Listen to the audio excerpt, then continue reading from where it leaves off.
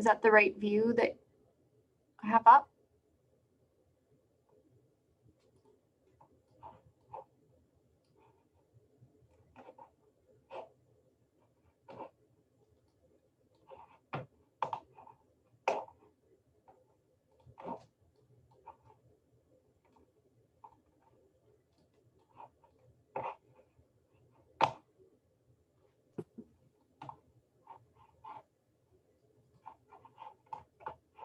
Yeah, can you pull that up again? Maybe we'll just leave it up there, Allison, if that's okay. It looked okay? Yep. Okay. Maybe that'll be a good opener for the discussion.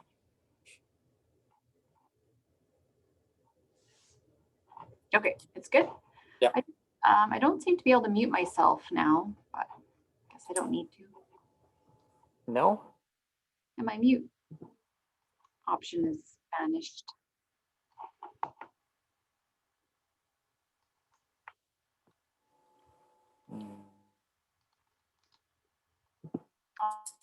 Look in the top right-hand side. I think I can do it manually. Space bar.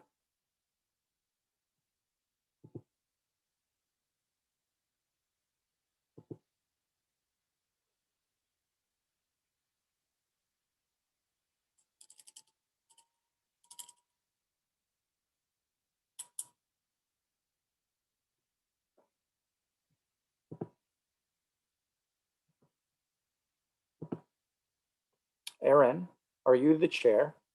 Are you the organizer?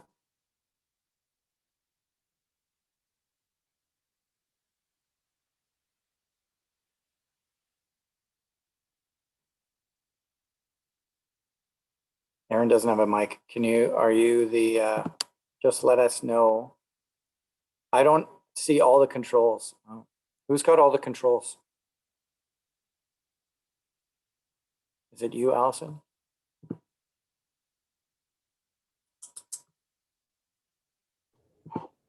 What type of, I have controls now. Does it say, no. Does it say more than just participants, chats, share screen? Pause share, annotate, remote control. There it is. Harneet is the host. Okay. Harneet, can you make me a co-host, please? Yeah, perfect. Thank you. Okay, welcome everyone. My name is John McGavick. I'm a settler scientist from Treaty 1 territory. Before we get started with this webinar, I would like to acknowledge that today's webinar is being hosted on Treaty 1 territory, home of the Anishinaabe, Cree, Oji-Cree, Dene, and Dakota communities, as well as the homeland of the Métis Nation. And Winnipeg is an area where many Innu people now call home. We would like to acknowledge that we are working in the spirit of reconciliation, and that our team acknowledges that the disparities in child health that Indigenous children face are the direct result of colonization, past and present. And we work in the spirit of reconciliation with Indigenous scholars, leaders, and elders to reconcile these disparities. I'd like to acknowledge any Indigenous people that are here with us on the conference today and welcome you and thank you for allowing us to meet here on your territory. This is the second in a series that's celebrating the 100 years of the discovery of insulin, a Canadian discovery that led to improving the lives and saving the lives of many children living with diabetes, and was the recipient of the Nobel Prize in Medicine in 1922. And our second webinar will be a shared webinar with Dr. Allison Dart, a fellow member of the DREAM team, and members of the patient advisory group, including Jennifer Lopez, Jackie McGee, maybe you can wave, and Sydney, I don't see yet. We're here representing the DREAM theme. The DREAM theme is a theme within the Children's Hospital Research Institute of Manitoba. We're fortunate to be funded by the Children's Hospital Foundation, who is celebrating its 50th anniversary here in Winnipeg today, May 17th. So happy birthday to the foundation. And as a member of the DREAM theme, we're quite honored to be working within CHRIM, and we're very fortunate to have the support of the foundation. So thank you very much. And with that, I'll turn it over to Dr. Allison Dart, who is the co-PI for the iCARE cohort study with Dr. Brandy Wicklow, who's also on the call. Brandy, if you could give us a wave, that would be great. And she will be starting our webinar today with a description of the iCARE cohort and talking to us about a patient-centered view of health in youth with type 2 diabetes. Over to you, Allison. All right. Thanks, John, for the kind introduction. And thank you, Jackie and Jennifer, for being here today. And just so you know, I'll be doing a short presentation for the next 20-25 minutes, and then we'll be doing a question and answer period. After that, we'll have more opportunity to hear directly from Jackie and Jennifer. So thank you, John, for doing the land acknowledgement. It is a beautiful day. It's really nice to see the sun shining. It really helps my mental health. So nice to see spring starting. So these are the objectives for the next 20-25 minutes. Really just to introduce the iCARE study, which stands for the Improving Renal Complications in Adolescents with Type 2 Diabetes Through Research. Just to share where we started and where we are today with the study, and it's been a long journey. And then to review 3 important findings from the study, just that we've discovered so much over the last 10 years, but we'll be highlighting just 3 things today. And then, of course, the most important part is to introduce our patient partners and to hear directly from them.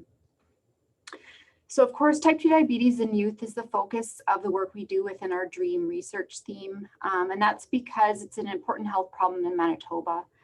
It now affects children as young as 7 years of age. And disproportionately affects First Nations children.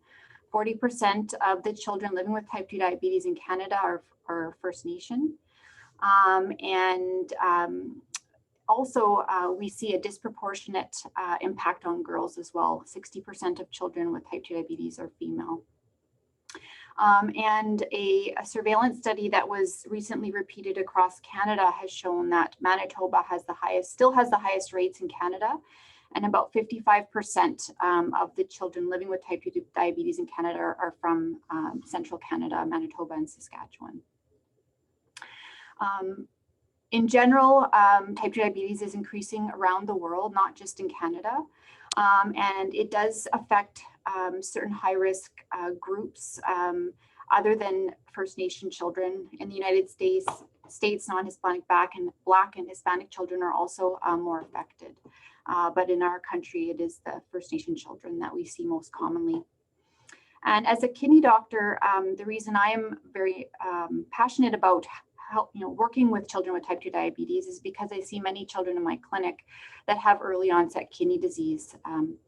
In fact, 3 out of 10 children living with type 2 diabetes already have protein loss in the urine in the first couple of years after diagnosis, which is the first marker of early onset kidney complications.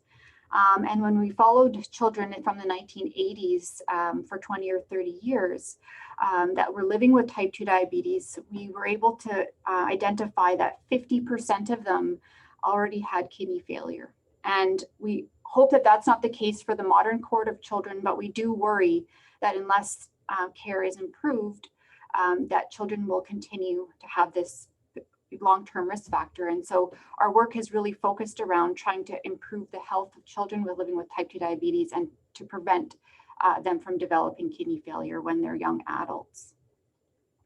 So really what we're trying to discover is, sorry, my slides are just advancing too quickly. Why is this? Why are children with type 2 diabetes at higher risk of kidney disease?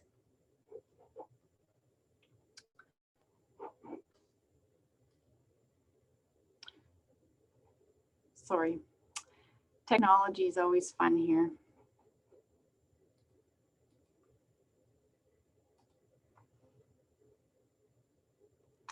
Well, oh my goodness. Okay. There have been a number of studies that have started to look at the reasons why children develop kidney disease. Of course, in adults, it's their blood sugar that is the most common risk factor, and their blood pressure. And a number of large studies in the United States have started to identify risk factors for kidney disease, and hemoglobin A1C or blood sugar control is a very common risk factor and an important one. Also, being female, having hypertension, a longer duration of diabetes, and living with diabetes from a First Nation background also seems to increase the risk. But when you put all of that together, all of these other studies only explain 19% of the risk for kidney disease. And so clearly there was more to the story, and that's what we wanted to uncover with iCARE. And so how did we go about this? Well, we gathered a group of experts to help us, children and their families that were living with type 2 diabetes, to help us understand what we were missing in the care of children with type 2 diabetes. And so this is a picture of our first meeting with our patient advisory group back in 2015. And you'll recognize Jackie McKee, who's one of our founding members of the patient advisory group. And it was really by engaging with this group that we started to delve deeper into the risk factors and to better understand how to help children living with this disease. And so that was the beginning of iCARE. And what we learned with that initial meeting is that focusing on biological risk factors like blood sugar and blood pressure are not the full story. Mental health is something we really need to be paying attention to, and an important risk factor for children with diabetes. And it's not just the child and their family, but it's the context in which they live. There's the social factors, the social support structures, the impacts of structural systems on children. All of these things are associated with their ultimate outcome, which is their kidney disease. And so when we developed iCARE, we developed a holistic approach to risk factor assessment. And we included physical factors, which are important, but we also included mental health, and holistic risk factors in what we were measuring and collecting in the kids. So we collected physical measurements, questionnaires to get at their mental health, as well as biological samples to help us uncover potential links through inflammatory markers or other biological markers as we move forward. So this is our history. We started actually as a single center study in 2011, only enrolling children from Manitoba. And in 2015, around the time when we started the patient advisory group, we were fortunate to get funding from CIHR to expand the study to a national study and to start recruit children from across Canada. We were also fortunate to be able to work with basic scientists, translational scientists to help us uncover mechanisms for both the onset of diabetes as well as kidney disease. And we've really, over the last 5 years, been recruiting patients from across the country and are now at the point where we're doing some analysis on our full initial cohort and looking to the next phase of the study, which we call iCARE 2.0. So this is a recent paper that one of our research assistants, Marilyn Carino, published in this Canadian Journal of Diabetes, which really describes the cohort to date. We have recruited 322 children with type 2 diabetes. Their average age at the time of study enrollment was about 15 years, predominantly female with a duration of diabetes of just over 2 years. Many of the children have high A1Cs or high blood sugars over what is recommended by the Canadian guidelines. And many of them also have early cardiovascular risk factors. And you can see that 86.8% of our iCARE cohort is Indigenous, but we do have representation from other ethnic groups as well. And then this map shows all of the sites where we have recruited patients. We are still quite concerned about the cardiovascular and renal outcomes in the kids. Many of them have hypertension, other risk factors like smoking and high lipids. Many of the kids live with overweight and obesity. And we're starting to see some impacts on cardiovascular health related to some of these risk factors. And of course, impacts on renal health as well. 32% of the whole cohort does have protein in the urine. They also have hyperfiltration, which means their kidney filtration is excessively high, which can be a risk factor for future harm over time to their kidneys. But we've also uncovered important mental health comorbidities, which is where we really want to focus to see if targeting mental health might improve all of the other physical factors.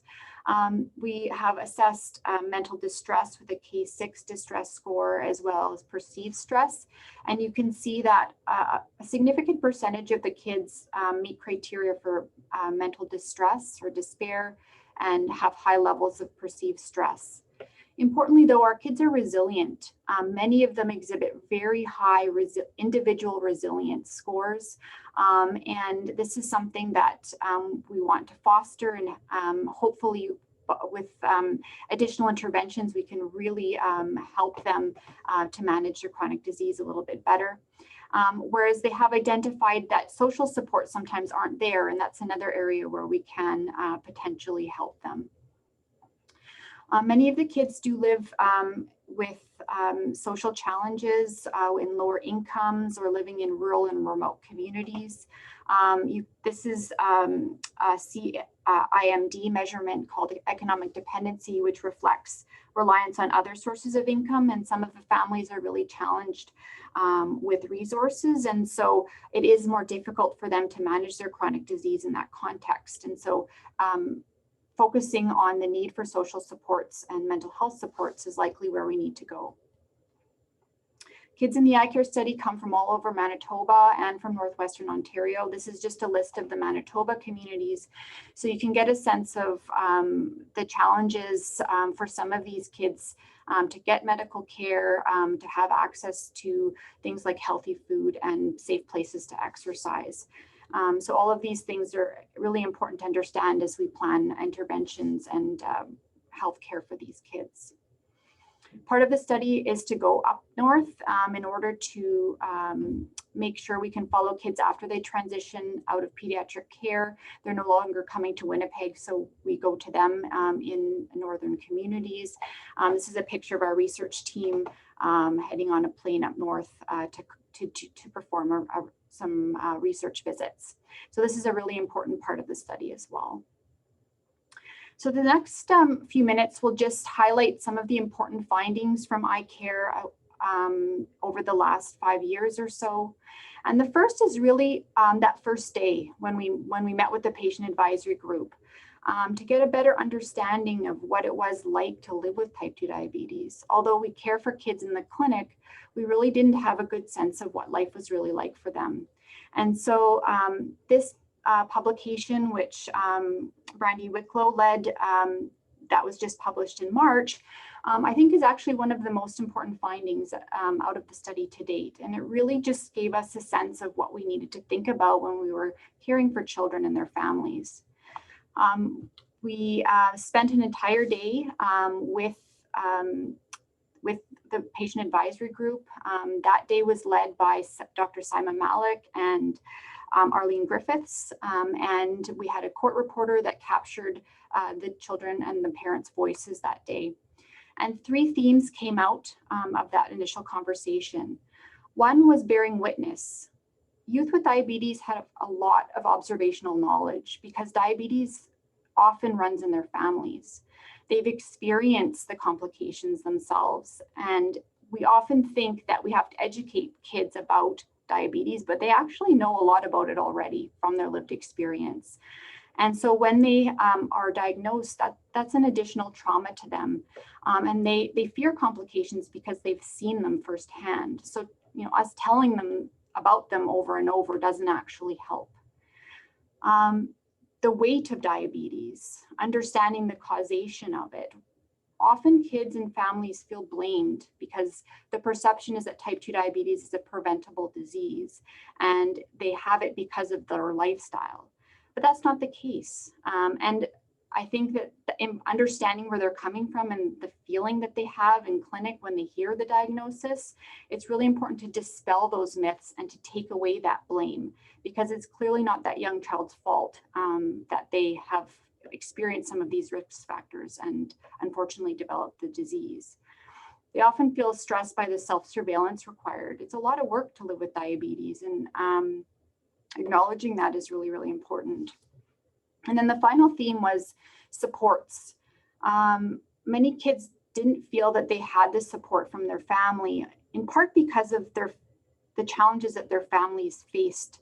In contrast, other children felt very well supported. So there was a lot of differences in what supports they had and how they perceived them.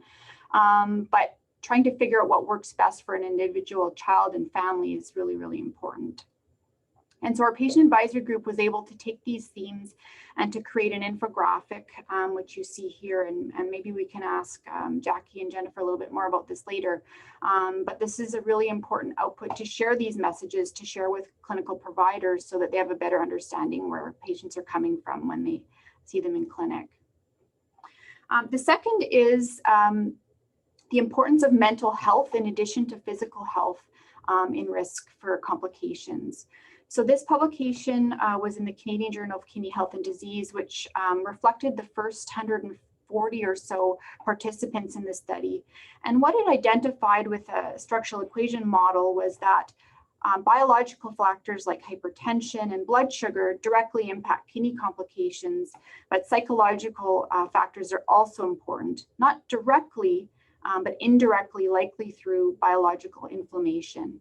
And our patient advisory group as well helped us distill this complex figure down to something that was understandable to patients and families and to care providers, with art, with clear messaging, just saying protein in the urine instead of saying albuminuria.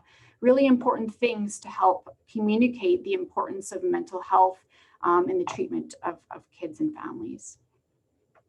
And then finally, we started to unravel understanding of certain aspects of health. For example, kidney function and blood pressure. When you measure kidney function in the clinic, you actually use a blood test and you estimate kidney filtration based on that blood test. You can do a formal measurement of kidney function, but it's a long test requiring intravenous's and very expensive testing. It's not practical from a day-to-day basis. So kidney function is therefore estimated using a blood test called serum creatinine.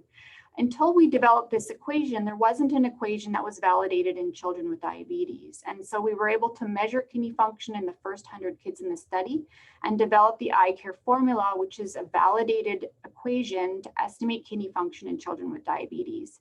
And this is really important because it allows us to accurately measure kidney function in the rest of the cohort, as well as children in clinic, so that we're not just guessing what we think their kidney function is, which is of course really, really important as we move forward with the study, and we can track kids' kidney function over time. Just to give you an idea how much better it is than other equations that were out there. So this is the iCARE equation. And equations always have their limitations. So kind of a standard metric is the percent of estimated GFRs or glomerular filtration rates that fall within 30% of a measured test. And you can see that 96% of them with the iCARE equation fall within that 30% range. The bedside Schwartz is the standard one we use for kids, and you can see it's only 80%. So our iCARE equation is significantly better. And then if you look at adult formulas like this one, which is the standard one used in the lab, only 26% fall within that measurement. So having this equation allows us to more accurately measure kidney function. And then finally, the last thing was the implementation of 24-hour blood pressure monitoring in the study. The kids wore a monitor for 24 hours, measuring their kidney function through the day and the night. And what this does is it gives you an average daytime blood pressure and an average nighttime blood pressure as compared to norms. So if the blood pressure is above the 95th percentile, then it would be considered abnormal or high. And this is not currently considered standard of care in diabetes clinics, nor is the resource available to actually use these in the diabetes clinic. And what we found actually was when you compare the blood pressures in the clinic to the 24-hour blood pressure monitoring results, there's quite a difference. So only 30% of kids had normal blood pressure in the clinic and by 24-hour blood pressure monitoring. 20% would have been overdiagnosed using their clinic blood pressures. They had white coat hypertension, so their 24-hour monitor was normal. And almost 30% had something called masked hypertension, meaning their clinic blood pressures were normal. But when we did the 24-hour monitor, we found that they actually had abnormal blood pressure. So without these 24-hour monitors, we wouldn't really be accurately identifying blood pressure problems in children with diabetes. And so we hope with this new knowledge that we can advocate for all children with type 2 diabetes to have access to 24-hour blood pressure monitoring so that their blood pressure can be diagnosed accurately and treated. So what next? We're now moving on to the second phase of the study, called iCARE 2.0. And what we really wanted to focus on was what we had learned from iCARE 1.0. And that is that kids need more support and they have lots of issues with mental health. And so with our patient advisory group, we did a lot of brainstorming. We did a lot of patient interviews to help us understand how we should move forward with this. And what we have come to is an intervention called dialectical behavioral therapy, which is a skills-based mental health intervention that will directly target challenges that the kids have.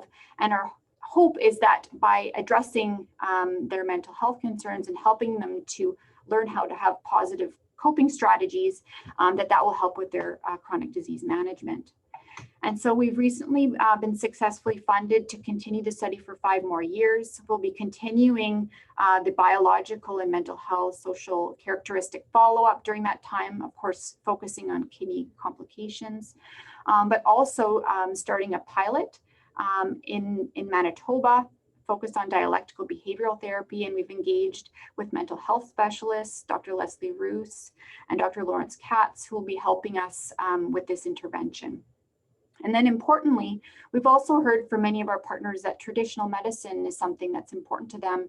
And we're going to work with our Indigenous partners, led by Dr. Linda Diffie, to develop traditional medicine component in a second pilot that will start in a couple of years. So with that, I will stop. I'd just like to, of course, acknowledge our team, Brandy Wicklow, who co-leads the study with me, our local investigators, as well as our national investigators, of course, our funders, including the Children's Hospital Research Institute of Manitoba, DREAM, and CHR. Of course, our patient and family advisory group. This was our training day that we had, which was a really great day, and really kind of set the foundation for our work together. The patient advisory group has been with us from the beginning, and hopefully they can speak to some of the things that they've participated in, but we really wouldn't have gotten anywhere near where we are today without their constant questions and advice, really making us rethink things and thinking about things. Of course, why didn't we think of it like that? We also have a DREAM advisory group that advises our iCARE as well as our DREAM projects in general. That's been really instrumental. And so with that, I'll stop there and open it up for the Q&A period. Wonderful. Thank you very much, Dr. Dart. So you asked to maybe focus on this, so maybe I'll bring this back up for our first question, and I'll go over to you, Jackie. I'll be asking questions that we had talked about, but also for anyone on the call or on the webinar today, if you would like to add a question or bring up a question, please type it into the chat and I can read it out for you. So Jackie, if you don't mind, we'll go over to you and then to Jennifer. Can you maybe describe for us what the first day was like for you and your child when you came to the Children's Hospital to be seen for management of type 2 diabetes, and maybe touch on some of these factors here that you published in CMAJ recently, and tell us what that was like for you as a parent. Okay, thanks, John. So the first one is the trauma of the diagnosis. I remember a few days leading up to the initial diagnosis of my son.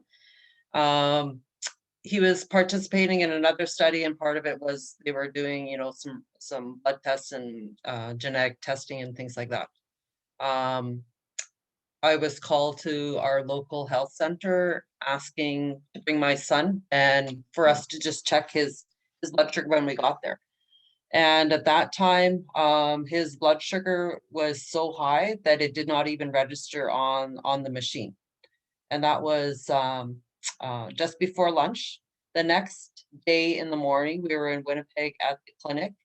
Went through some more testing and all that, but that's when we received the diagnosis that he was type 2. I remember both of us crying. I won't say that it was a shock to me, because there was some indications there before that he was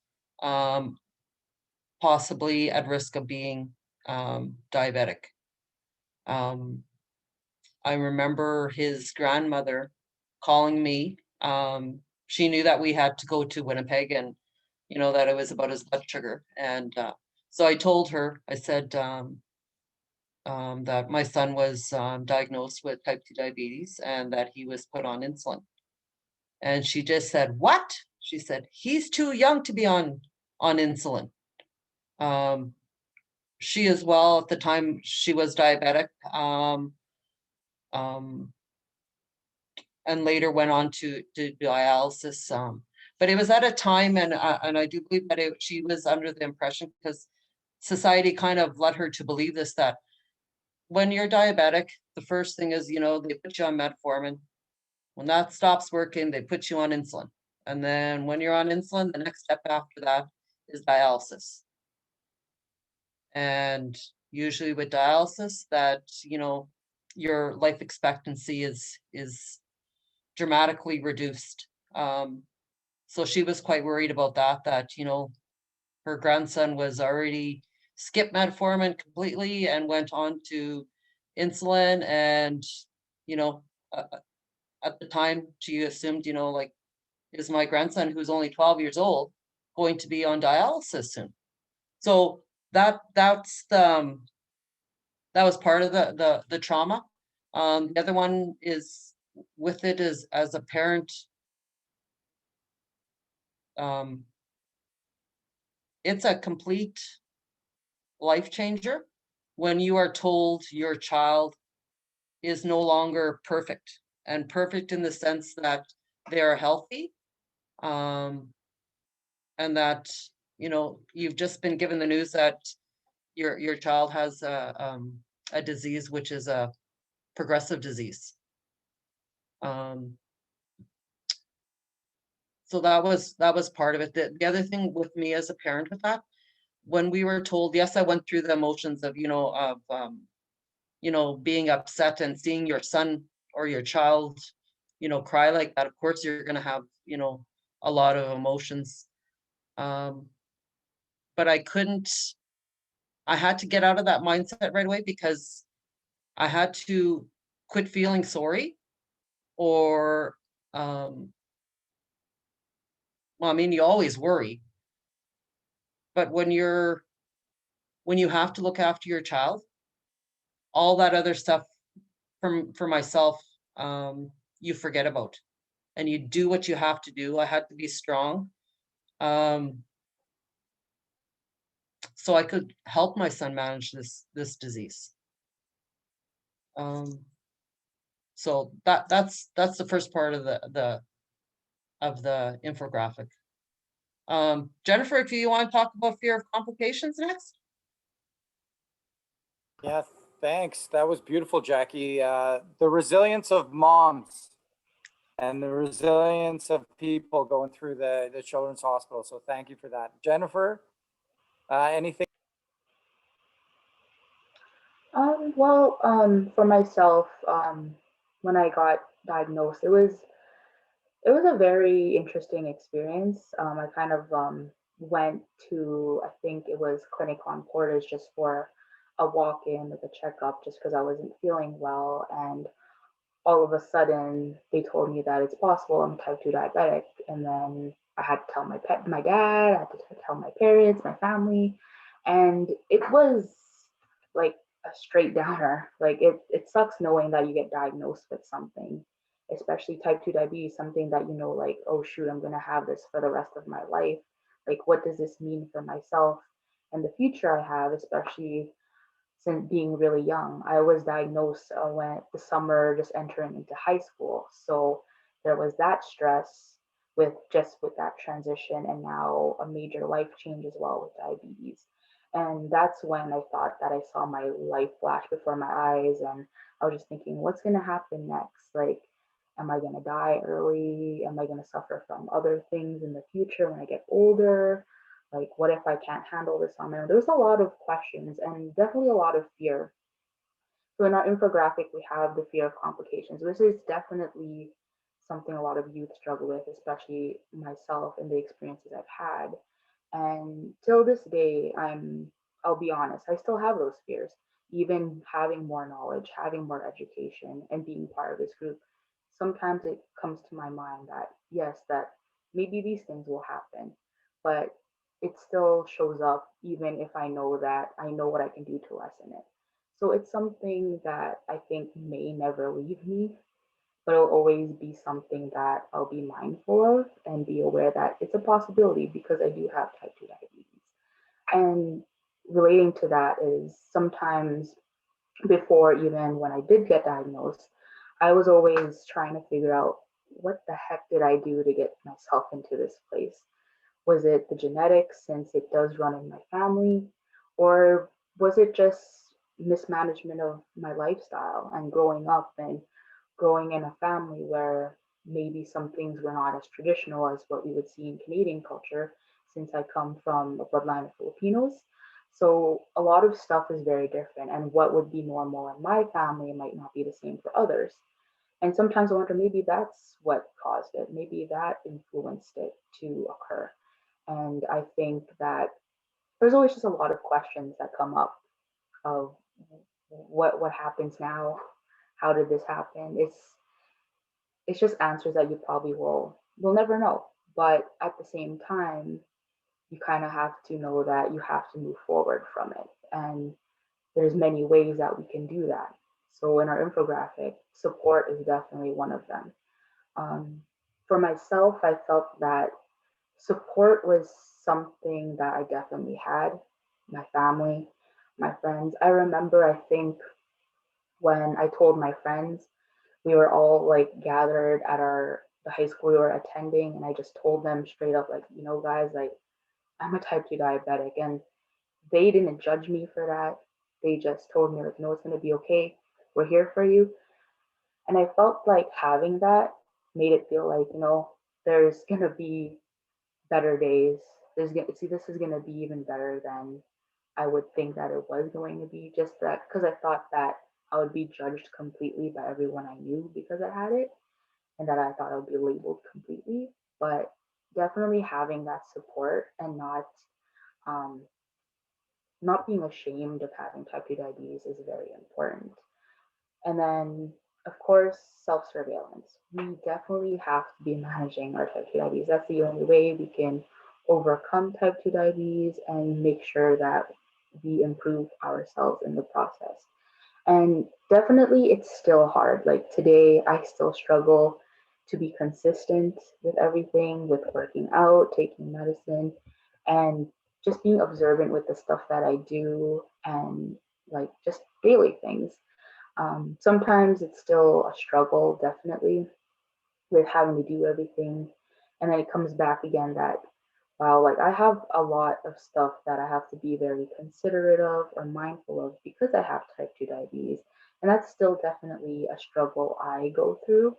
And I'm not sure if it's something that I'll ever be able to take care of on my own, but it's definitely a journey that I would say that is not easy, but it's it's rewarding once you've seen some changes, and definitely when you have that people around you that support you during these times.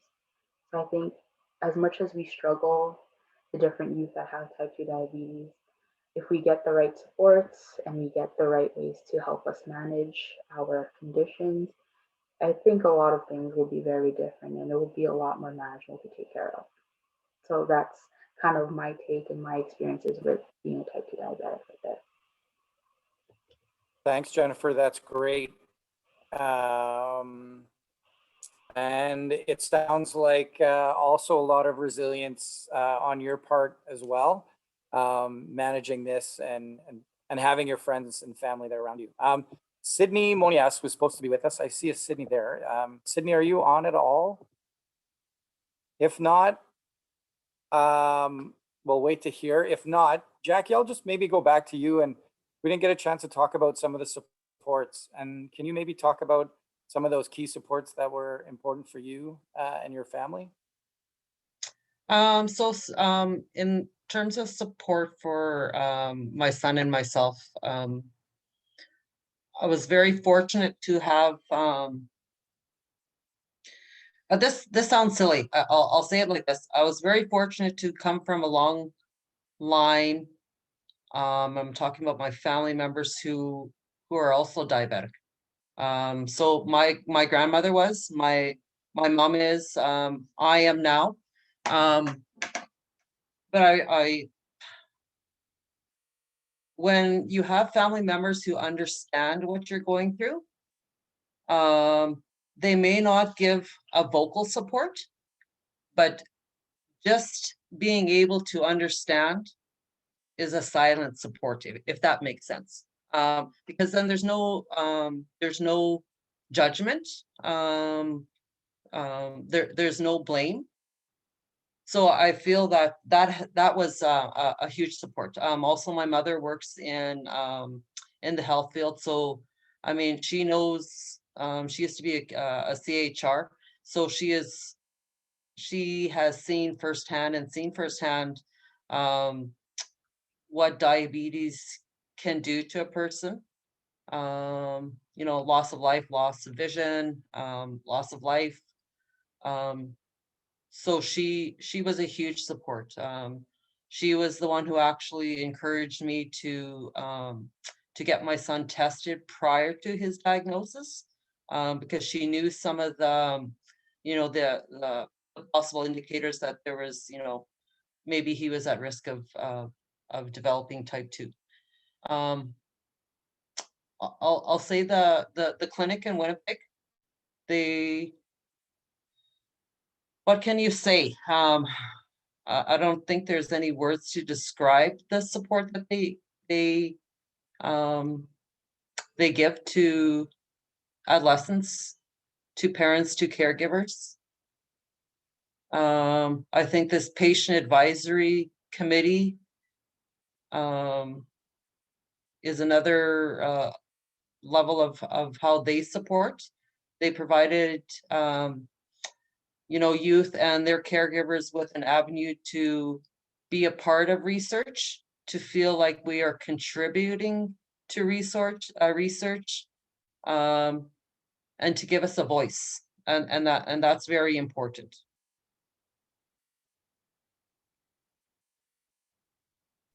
That's great. Thank you. And that leads us into the next question that I had.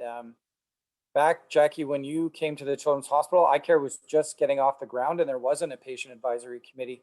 So maybe Allison, can you just talk to us from the beginning in 2012 when you started this? How has research changed your own view of type 2 diabetes, and has it changed the way that doctors are practicing at the Children's Hospital and working with families of youth living with type 2 diabetes? Thanks, John.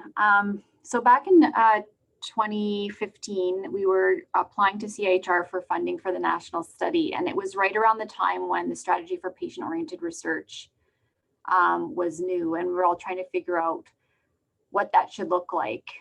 We were intimidated at first to reach out to patients, thinking we were a little bit uncertain as to how they would feel about being involved in research, because traditionally physicians or researchers would come up with research questions that they thought were important, and then they would, you know, organize a research project and analyze results and so on. So bringing patients into that was new. We didn't really know how to do it. So fortunately, there was some training available, and so that was really helpful. And then we just kind of put our heads together and we said, let's just start this. Arlene Griffiths was a nursing student at the time working with Heather Dean. And so for her nursing practicum project, she got us going. She said, okay, I'll take this on. I'll organize the group. And we had Simon Malik, a clinical psychologist, on the team. She says, I got this, guys. You know, I can talk to groups, so I can talk to groups about research. And then the clinicians, Brandy and Liz Sellers said, I know these patients, that would be great for something like this. And they reached out to patients that they thought would be interested. And that's how we got started. And it was, you know, at first we weren't sure what we were going to get. You know, we had our own agenda. We wanted to look at kidney complications in kids with diabetes. And that first day, I quickly learned that you can't have your own agenda as a research team when you're working with patients. They're going to shift the focus, and that's what they're there for, is to broaden the focus and to shift the focus. And that day, I really got a sense that they didn't want to talk about kidney disease at all, because in part, they didn't want to think about it, but also many of them didn't have kidney disease yet. They knew they were at risk for it, and many of them still don't have kidney disease, and that's a good thing. We're trying to prevent kidney disease, right? And so I think broadening the focus, thinking about other aspects of living with diabetes, and just understanding the themes that we've discussed so far, the issues of blame and shame and fear and trauma. And you can't really tackle kidney complications and diabetes until you've addressed all those other things. So I think what it's done is it's broadened our our model to this biopsychosocial approach. We never really would have done that. We would have focused on blood sugar, blood pressure. You know, we thought stress was important, but we didn't really know how to measure it, and why it was important and how it impacted on health. So I think we used to focus a lot on those, you know, blood sugar, meds. What are you eating? What are you drinking? We have a clinic where we see kids with early kidney disease, and our clinic sheet was, how many servings of fruits and vegetables did you eat?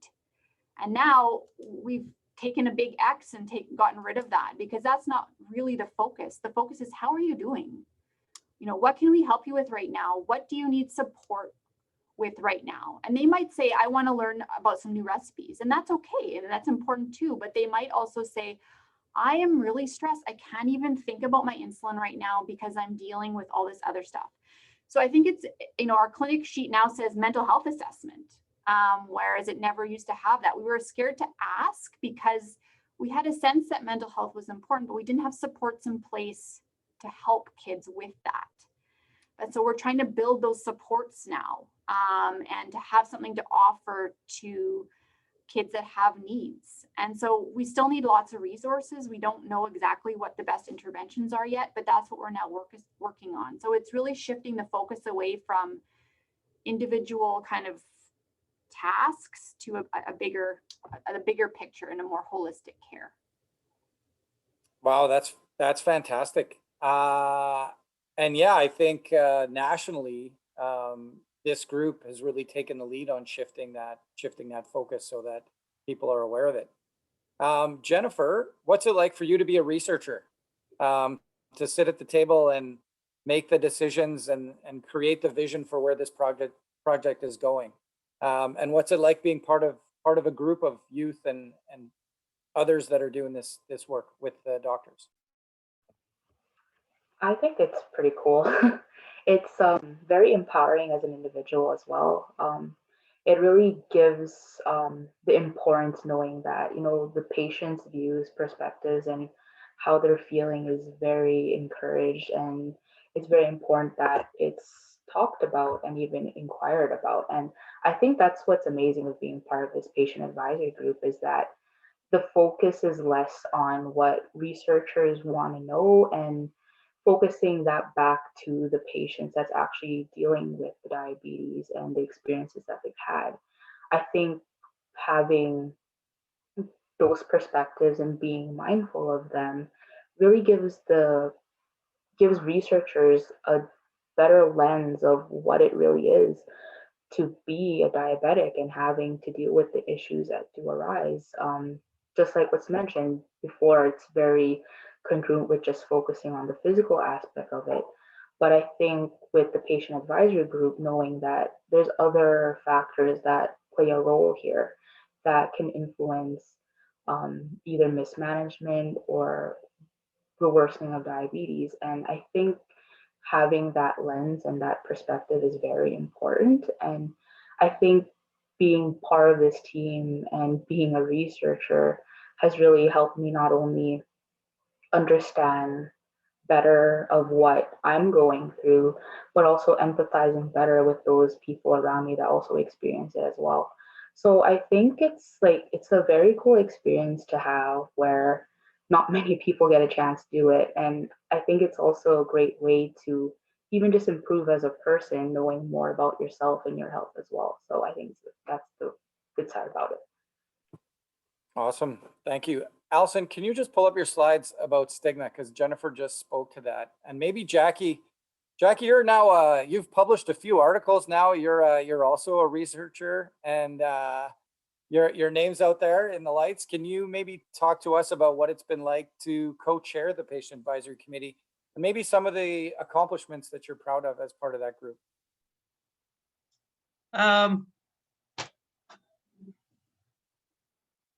I'll be very, very honest. Yes, I have, lent my 2 cents into different, papers that have been published.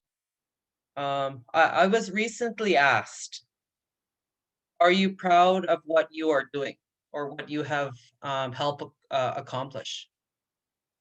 And there was a long pause because I didn't know how to answer it right away. I couldn't say that I was very proud, and I'll tell you why I said that. When you have a child who is diagnosed with a disease such as type 2 diabetes, all you want to think about is, how can I save my child? How can I ensure that my child is going to live a long, healthy life? I know I've always said, I say to Allison and Brandy, what my main concern is, and when I feel like I have done what I can, is when we find a cure for type 2 diabetes. That is my ultimate goal. I wouldn't want any child to go through some of the things that, my son has gone through, some of the things that I've gone through as a parent. You think your job is over when your child is 18 and they're an adult. That is only the beginning. Once they turn 18, once they're an adult, you have no control over their lives. And you're constantly wondering, are they still taking their insulin, especially when they're not home, right? Are they eating properly? Are they exercising? How are they coping day to day? You don't always know, and it is very stressful as a parent. Am I grateful that I've been given this opportunity? Yes, I'm grateful. I have learned a lot, and I think as a group we have all learned lots. Yeah, so that's what I have to say. I think that's great. I think that's absolutely important. We should be aiming for a cure, and I think people in all areas of research at the Children's Hospital are feeling the same way. We asked some members of PAG of the Patient Advisory Group to talk about stigma because that was a really important part of their journey, and I think a video has come out, and we can share that. It'll be on the CHRIM website about how they're asking us to address stigma. But maybe I'll just read these out. That people think diabetes means you are fat, or if you are fat, you have diabetes. But it is more than that. It is also how your pancreas makes insulin or how much it makes. There were some teachers that would not let me use the washroom as much as I needed to when I had a high blood sugar. The lack of education is a big stigma. And maybe before we close here, I'll just ask Jackie and then Jennifer and maybe Allison after that. to talk about what are the things that you want the general public to know about stigma, and how can we change the way people talk about or think about youth living with type 2 diabetes? I think there needs, I mean, and I see it now, like, you know, I was gonna say there needs to be more education, but as the years go on, I am seeing that. Like, I know when we talked about mental health in our group, you didn't hear about that, or you didn't read it on any social media or any, you know, papers that I come across where they talk about, you know, mental health being important with type 2 diabetes. And I'm seeing that now, and I'm seeing more of it. I think that that is important. I think a lot of people need to understand, and there's still a lot of people who have that mindset, is that type 2 diabetes is 100% preventable, and it is not. That message needs to be talked about more, along with all the other you know, stigmas that are attached to this diabetes. And I believe that video that we have, that the youth in our group did, you know, that's a start. And I encourage everybody to go onto YouTube and to watch it and to share that message with whoever whoever will listen, I'll say. Thank you. Jennifer? Well, I think definitely having diabetes, there's a lot of stigma around that. And I think, yes, we need to have something in the education system regarding type 2 diabetes so people can be more educated and informed about it. So these stigmas that do arise can be lessened. And I think being informative about it is very important to help lessen that. I think also that stigma from other people just makes it worse for everybody who has type 2 diabetes. It doesn't help, it doesn't benefit anyone, and it can even make it worse for that individual that has type 2 diabetes, especially with placing that guilt, that embarrassment, and that anxiety that they end up feeling knowing that these stigmas arise. And it can really help, it could really worsen with the self-care and management of diabetes when you know that these stigmas exist. And sometimes people take hits on their personal life just to avoid it. For example, not feeling that you don't fit in with your friends because they want to go to McDonald's and eat something. So instead of choosing something healthy and you wanting to fit in, you buy something with them, and it takes a hit on your health, right? And sometimes we forget that there's more than just a physical element to it, and that sometimes you start fighting yourself mentally because you know that, should I be doing this? You start questioning yourself, and it doesn't help when the stigma is there, and knowing that you start stigmatizing yourself internally there. And I think that's why um, if we start focusing on implementing something, either educationally wise, maybe having these infographics in schools, having them in hospital settings or medical centers, just so people can, even if it's not something that people might look at on a daily basis, knowing it's there, people will take the time to see it. There's an important message there. And I think that will definitely help with ending some of the stigma that we see here, that we experience. Awesome. Thank you very much. And Allison, over to you for the last comment. Yeah, I think what I've learned is that we need to acknowledge that patients feel shame and blame. And in the clinic, we need to acknowledge that it's that they're experiencing it, but also to tell patients it's not their fault. I think it's important for them to hear that from care providers, because often it's the other message that it is their fault because of things that they've done, but that's not the case. And so I think that sharing the infographic and the message is important to any care provider that looks after kids, and also teachers. And we have collaborators like Francis Desjardins, who's trying to do this work in the schools, because the more people understand the real risk factors and trying to work with kids and support kids, it'll help them live well with their diabetes. And that's what we're really trying to do with iCARE and with work within DREAM, is to help children and families live well with diabetes rather than having negative feelings about it. Awesome. Thank you very much, Dr. Dart. Thank you very much, Jennifer. Thank you very much, Jackie. And a huge thank you to the Children's Hospital Foundation for continuing to fund research in the area of diabetes. I know Jackie wants a cure, and that can be done through research, and that's what we're aiming for. And I know that comes up every time, so thank you for sharing that. It was a wonderful session today. We'll continue to keep doing this hard work. I'd also like to thank all the other DREAM scientists that are on the call today, many doctors who support youth, Dr. Liz Sellers, Dr. Brandy Wicklow. You're all doing an amazing job, and we're grateful for the work that you do. Stay tuned. Next month, we'll highlight another research study, the Indigenous Youth Mentorship Program, where we're in communities having youth work with youth to prevent type 2 diabetes. Thank you all for everything you do, and enjoy the rest of your time.